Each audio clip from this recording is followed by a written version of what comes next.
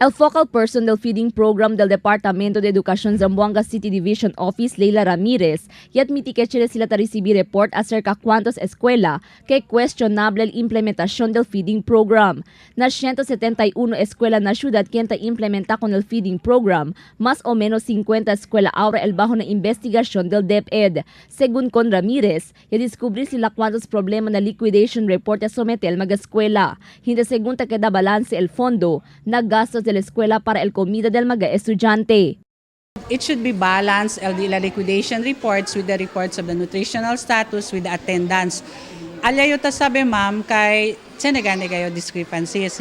Hindi to pwede to sabi I have to question the feeding coordinator, the principal.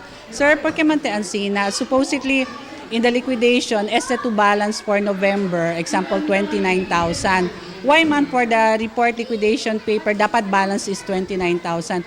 Why man for the coming month of November 27,000 niya lang. Dapat ala to kasi na to pa amount of 29,000 man appear kaya LD2 man utilize the amount 29,000 for November porque tutan na report skill is only 27. Where is the 2,000 pesos? Ya chequea también según el DepEd na cada escuela, ya descubrí que hindi propio el grandor del comida ta alokan na mga estudyante. Chine según el 20-day cycle menu, que debe seguir el mga feeding coordinator, aber asegura que recibe propio sustansya el mga estudyante.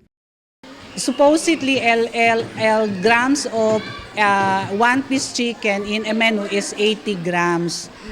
But Chenyo ta andaman check, tamira to ko ng mga bata, el slice of chicken, akala lang ba to el neck, el pescuezo lang del akalo, which is full of bones lang kel. So I have to remind the concerned feeding coordinator, we have to follow the menu. El feeding program del Departamento de Educación por 3 años yata implementa na mga eskwela. Entendido el programa con mga estudyante que tiene pobre nutrition y mga severely wasted children. Tiene 120 feeding days que debe kumpletar na kada school year, aber asegura el buen nutrición del mga bata.